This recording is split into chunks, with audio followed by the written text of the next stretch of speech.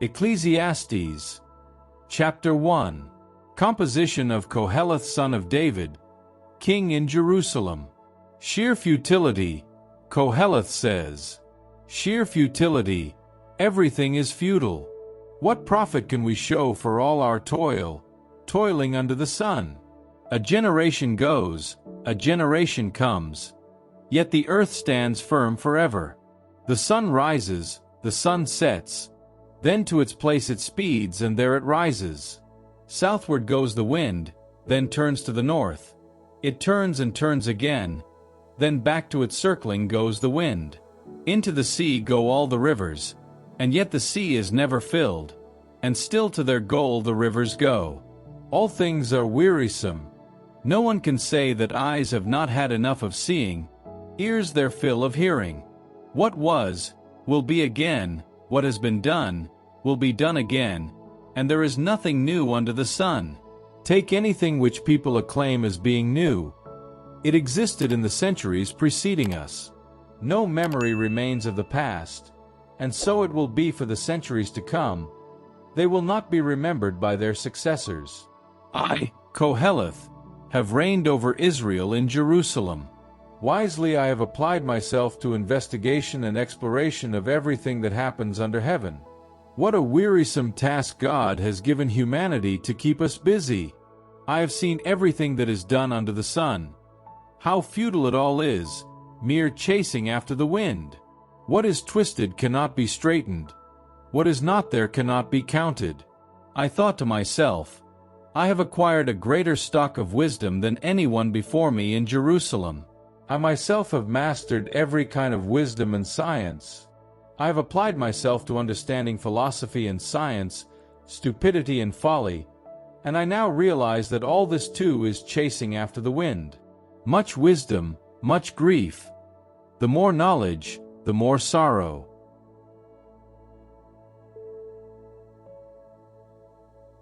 Ecclesiastes, chapter 2. I thought to myself, very well, I will try pleasure and see what enjoyment has to offer. And this was futile too. This laughter, I reflected, is a madness. This pleasure no use at all. I decided to hand my body over to drinking wine, my mind still guiding me in wisdom. I resolved to embrace folly, to discover the best way for people to spend their days under the sun. I worked on a grand scale, built myself palaces, planted vineyards, made myself gardens and orchards, planting every kind of fruit tree in them, had pools made for watering the young trees of my plantations. I bought slaves, male and female, had home-born slaves as well. Herds and flocks I had too, more than anyone in Jerusalem before me. I amassed silver and gold, the treasures of kings and provinces, acquired singers, men and women, and every human luxury, chest upon chest of it. So I grew great, greater than anyone in Jerusalem before me, nor did my wisdom leave me. I denied my eyes nothing that they desired, refused my heart no pleasure, for I found all my hard work a pleasure. Such was the return for all my efforts. I then reflected on all that my hands had achieved and all the effort I had put into its achieving. What futility it all was! What chasing after the wind! There is nothing to be gained under the sun. My reflections then turned to wisdom, stupidity, and folly. For instance, what can the successor of a king do? What has been done already? More is to be gained from wisdom than from folly, just as one gains more from light than from darkness. This, of course, I see. The wise have their eyes open, the fool walks in the dark. No doubt. But I know, too, that one fate awaits them both. Since the fool's fate, I thought to myself, will be my fate too. What is the point of my having been wise? I realize that this too is futile, for there is no lasting memory for the wise or the fool, and in the days to come both will be forgotten. The wise, no less than the fool, must die. Life I have come to hate, for what is done under the sun disgusts me, since all is futility and chasing after the wind. All I have toiled for under the sun and now bequeath to my successor I have come to hate. Who knows whether he will be wise or a fool? Yet he will be master of all the work into which I have put my efforts and wisdom under the sun. That is futile too. I have come to despair of all the efforts I have expended under the sun. For here is one who has labored wisely, skillfully and successfully, and must leave what is his own to someone who has not toiled for it at all.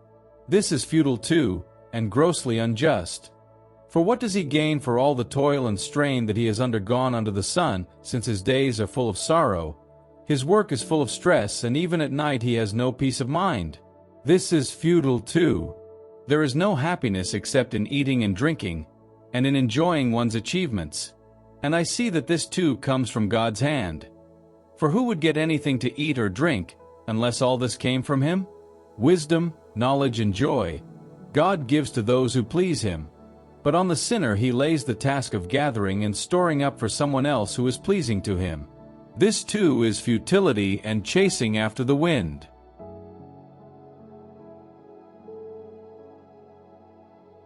Ecclesiastes, chapter 3. There is a season for everything, a time for every occupation under heaven, a time for giving birth, a time for dying, a time for planting, a time for uprooting what has been planted, a time for killing, a time for healing, a time for knocking down, a time for building, a time for tears, a time for laughter, a time for mourning, a time for dancing, a time for throwing stones away, a time for gathering them, a time for embracing, a time to refrain from embracing, a time for searching, a time for losing, a time for keeping, a time for discarding, a time for tearing, a time for sowing, a time for keeping silent, a time for speaking, a time for loving, a time for hating, a time for war, a time for peace. What do people gain from the efforts they make? I contemplate the task that God gives humanity to labor at. All that he does is apt for its time. But although he has given us an awareness of the passage of time, we can grasp neither the beginning nor the end of what God does. I know there is no happiness for a human being except in pleasure and enjoyment through life. And when we eat and drink and find happiness in all our achievements, this is a gift from God. I know that whatever God does will be forever. To this there is nothing to add. From this there is nothing to subtract. And the way God acts inspires dread. What is, has been already, what will be, is already. God seeks out anyone who is persecuted. Again I observe under the sun. Crime is where justice should be. The criminal is where the upright should be. And I think to myself, the upright and the criminal will both be judged by God, since there is a time for everything and every action here. I think to myself, where human beings are concerned, this is so that God can test them and show them that they are animals. For the fate of human and the fate of animal is the same. As the one dies, so the other dies. Both have the self-same breath.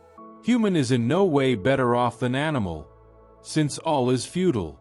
Everything goes to the same place, everything comes from the dust, everything returns to the dust.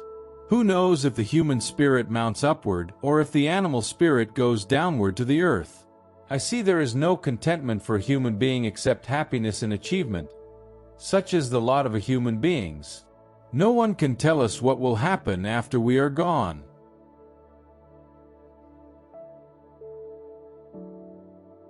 Ecclesiastes, chapter 4.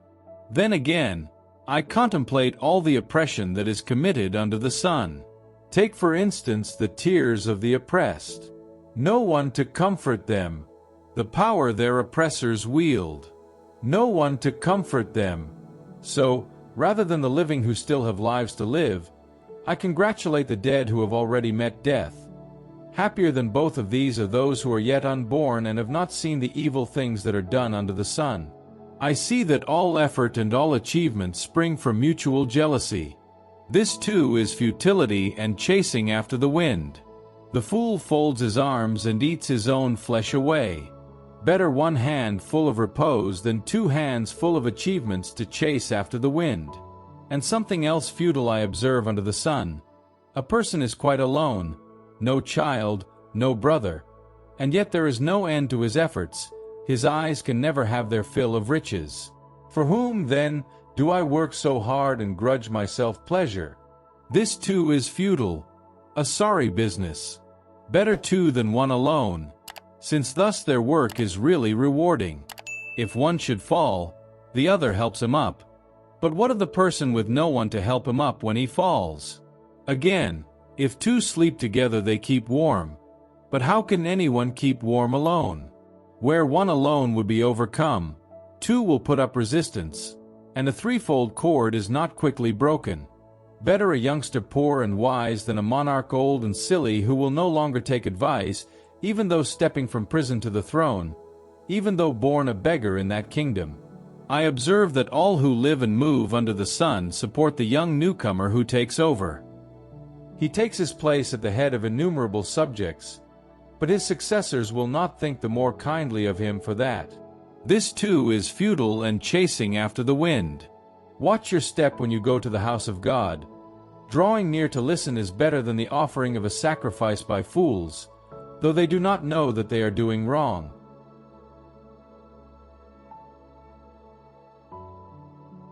Ecclesiastes, chapter 5. Be in no hurry to speak. Do not hastily declare yourself before God, for God is in heaven, you on earth. Be sparing then of speech. From too much worrying comes illusion, from too much talking, the accents of folly. If you make a vow to God, discharge it without delay, for God has no love for fools. Discharge your vow. Better a vow unmade than made and not discharged. Do not allow your mouth to make a sinner of you, and do not say to the messenger that it was a mistake. Why give God occasion to be angry with you and ruin all the work that you have done? From too many illusions come futility and too much talk.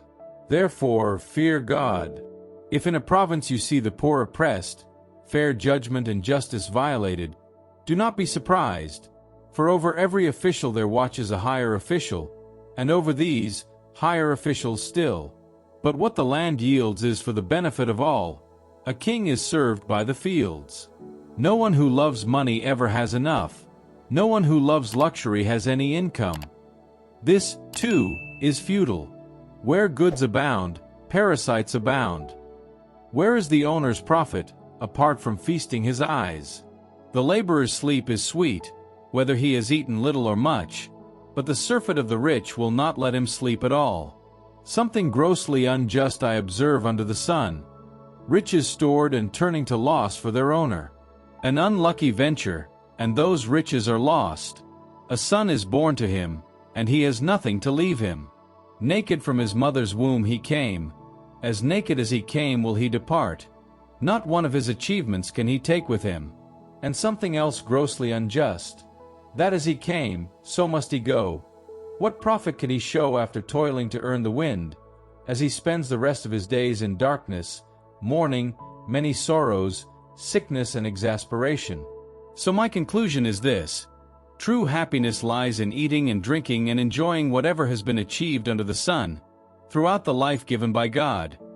For this is the lot of humanity. And whenever God gives someone riches and property, with the ability to enjoy them and to find contentment in work, this is a gift from God.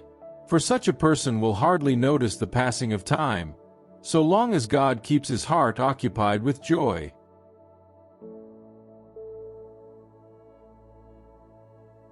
Ecclesiastes, chapter 6. I see another evil under the sun, which goes hard with people. Suppose someone has received from God riches, property, honors, nothing at all left to wish for, but God does not give the chance to enjoy them, and some stranger enjoys them. This is futile, and grievous suffering too. Or take someone who has had 100 children and lived for many years, and having reached old age, has never enjoyed the good things of life and has not even got a tomb. It seems to me, a stillborn child is happier. In futility it came, into darkness it departs, and in darkness will its name be buried. It has never so much as seen or known the sun. All the same, it will rest more easily than that person, who would never have known the good things of life, even by living 1,000 years twice over. Do we not all go to the same place in the end? All toil is for the mouth, yet the appetite is never satisfied. What advantage has the wise over the fool? And what of the pauper who knows how to behave in society? Better the object seen than the sting of desire. For the latter too is futile and chasing after the wind. What has been is already defined. We know what people are. They cannot bring to justice one who is stronger than themselves. The more we say, the more futile it is. What good can we derive from it? And who knows what is best for someone during life, during the days of futile life which are spent like a shadow? Who can tell anyone what will happen after him under the sun?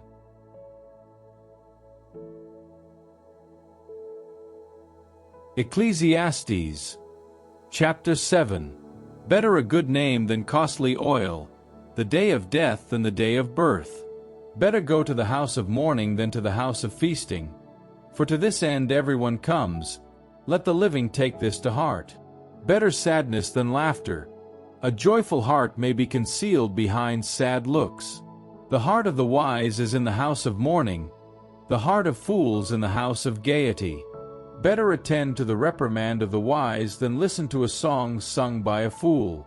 For like the crackling of thorns under the cauldron is the laughter of fools, and that too is futile.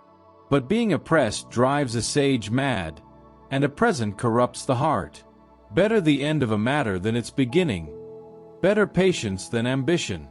Do not be too easily exasperated, for exasperation dwells in the heart of fools. Do not ask why the past was better than the present, for this is not a question prompted by wisdom. Wisdom is as good as a legacy, profitable to those who enjoy the light of the sun. For as money protects, so does wisdom, and the advantage of knowledge is this, that wisdom bestows life on those who possess her. Consider God's creation. Who, for instance, can straighten what God has bent? When things are going well, enjoy yourself, and when they are going badly, consider this. God has designed the one no less than the other so that we should take nothing for granted. In my futile life, I have seen everything. The upright person perishing in uprightness and the wicked person surviving in wickedness. Do not be upright to excess and do not make yourself unduly wise. Why should you destroy yourself? Do not be wicked to excess, and do not be a fool. Why die before your time? It is wise to hold on to one and not let go of the other, since the God-fearing will find both. Wisdom makes the wise stronger than a dozen governors in a city. No one on earth is sufficiently upright to do good without ever sinning. Again, do not listen to all that people say, then you will not hear your servant abusing you. For often, as you very well know, you have abused others. Thanks to wisdom, I have found all this to be true. I resolved to be wise, but this was beyond my reach. The past is out of reach, buried deep. Who can discover it? But I have reached the point where, having learnt, explored and investigated wisdom and reflection, I recognize evil as being a form of madness, and folly as something stupid. And I find woman more bitter than death. She is a snare, her heart is a net, and her arms are chains. The man who is pleasing to God eludes her, but the sinner is captured by her. This is what I think, says Koheleth, having examined one thing after another to draw some conclusion, which I am still looking for, although unsuccessfully.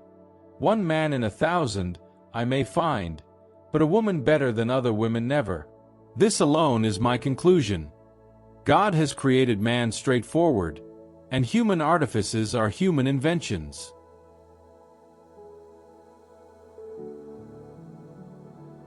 Ecclesiastes, chapter 8. Who compares with the sage? Who else knows how to explain things? Wisdom lights up the face, enlivening a grim expression. Obey the king's command and, because of the divine promise, be in no hurry to depart from it. Do not be obstinate in a bad cause, since the king will do as he likes in any case. Since the word of a king is sovereign, what is the point of saying, "Why do that?" One who obeys the command will come to no harm. The heart of the sage knows the right moment and verdict, for there is a right moment and verdict for everything. But misfortune lies heavy upon anyone who does not know what the outcome will be. No one is going to say how things will turn out. No one can control the wind and stop it from blowing. No one can control the day of death. From war there is no escape. No more can wickedness save the person who commits it. I have seen all this to be so, having carefully studied everything taking place under the sun, while one person tyrannises over another to the former's detriment. And again, I have observed the wicked carried to their graves, and people leaving the holy place and once out in the city, forgetting how the wicked used to behave. How futile this is too! Because the sentence on the evildoer is not carried out on the instant, people's hearts are full of desire to do wrong. The sinner who does wrong 100 times lives on.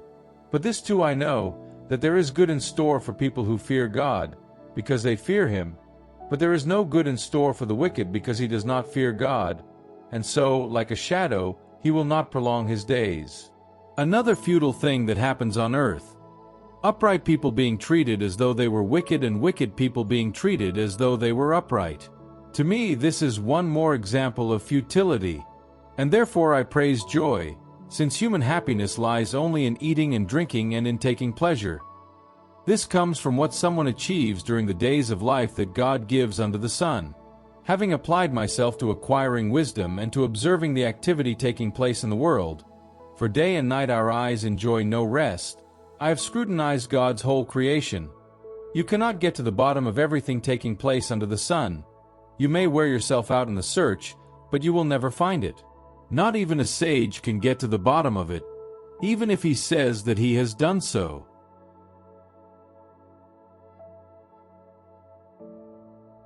Ecclesiastes, chapter 9. Yes, I have applied myself to all this and experienced all this to be so. That is to say, that the upright and the wise, with their activities, are in the hands of God. We do not understand either love or hate, where we are concerned. Both of them are futile, and for all of us is reserved a common fate, for the upright and for the wicked, for the food and for the bad. Whether we are ritually pure or not, whether we offer sacrifice or not, it is the same for the good and for the sinner, for someone who takes a vow, as for someone who fears to do so. Futile, and for all of us is reserved a common fate, for the upright and for the wicked, for the good and for the bad. Whether we are ritually pure or not, whether we offer sacrifice or not, it is the same for the good and for the sinner, for someone who takes a vow, as for someone who fears to do so. This is another evil among those occurring under the sun, that there should be the same fate for everyone. The human heart, however, is full of wickedness. Folly lurks in our hearts throughout our lives, until we end among the dead. But there is hope for someone still linked to the rest of the living. Better be a live dog than a dead lion. The living are at least aware that they are going to die, but the dead know nothing whatever. No more wages for them, since their memory is forgotten. Their love, their hate, their jealousy, have perished long since, and they will never have any further part in what goes on under the sun. So, eat your bread in joy, drink your wine with a glad heart, since God has already approved your actions. At all times, dress in white and keep your head well scented. Spend your life with the woman you love. All the days of futile life God gives you under the sun, throughout your futile days, since this is your lot in life and in the effort you expend under the sun. Whatever work you find to do, do it with all your might, for there is neither achievement, nor planning, nor science, nor wisdom in Sheol where you are going. Another thing I have observed under the sun, that the race is not won by the speediest, nor the battle by the champions. It is not the wise who get food, nor the intelligent wealth, nor the learned favor. Chance and mischance befall them all. We do not know when our time will come, like fish caught in the treacherous net, like birds caught in the snare. Just so are we all trapped by misfortune when it suddenly overtakes us. Here is another example of the wisdom I have acquired under the sun, and it strikes me as important. There was once a small town, with only a few inhabitants. A mighty king made war on it, laying siege to it and building great siege works round it. But there was in that town a poverty-stricken sage who by his wisdom saved the town. No one remembered this poor man afterwards. So I say, wisdom is more effective than brute force, but the wisdom of a poor man is not valued. No one listens to what he has to say. The calm words of the wise make themselves heard above the shouts of someone commanding an army of fools. Wisdom is worth more than weapons of war, but a single sin undoes a deal of good.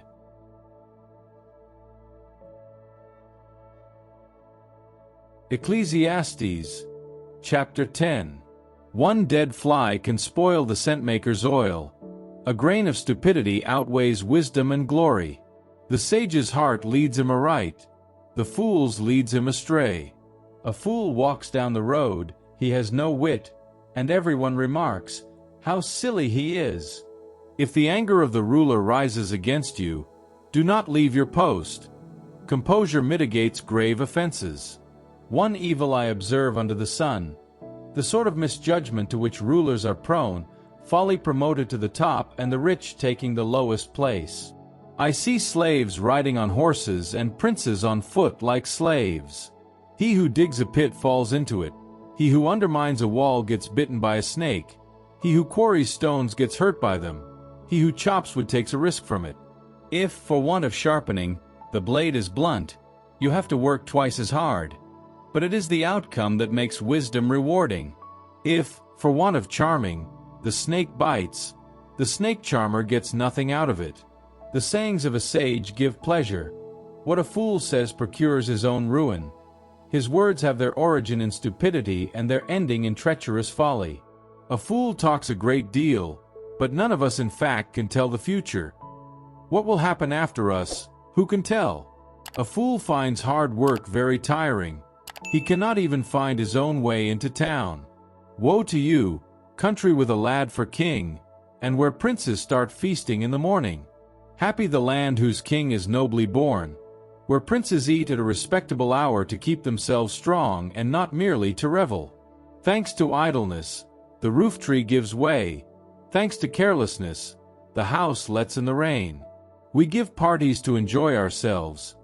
Wine makes us cheerful and money has an answer for everything. Do not abuse the king, even in thought. Do not abuse a rich man, even in your bedroom. For a bird of the air might carry the news. A winged messenger might repeat what you have said.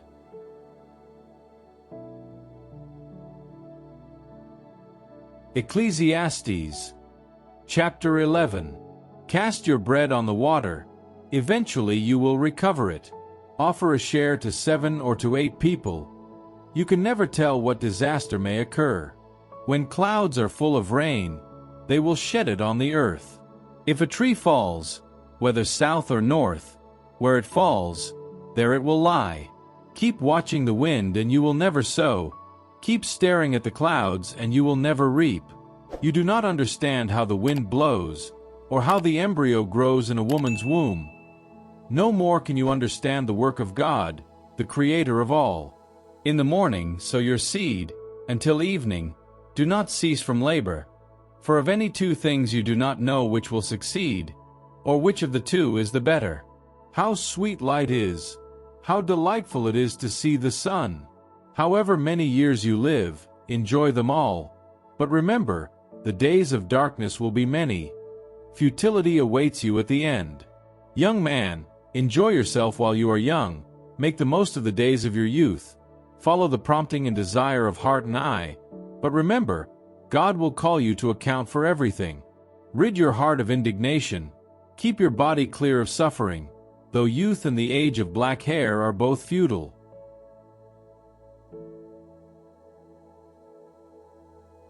Ecclesiastes, chapter 12.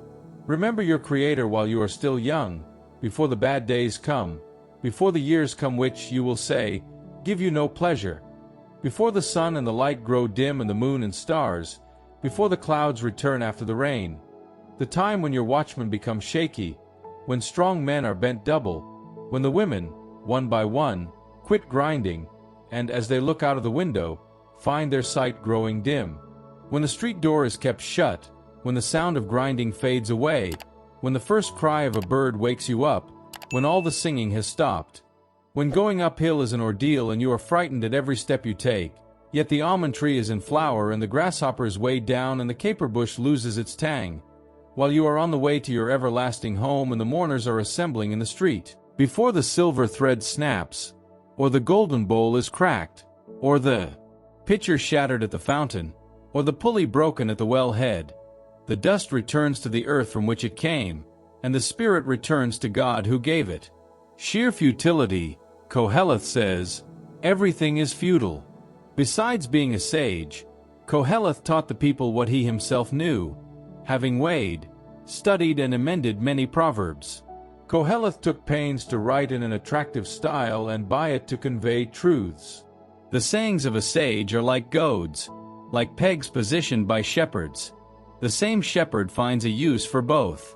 Furthermore, my child, you must realize that writing books involves endless hard work, and that much study wearies the body.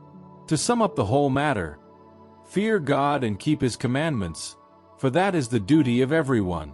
For God will call all our deeds to judgment, all that is hidden, be it good or bad.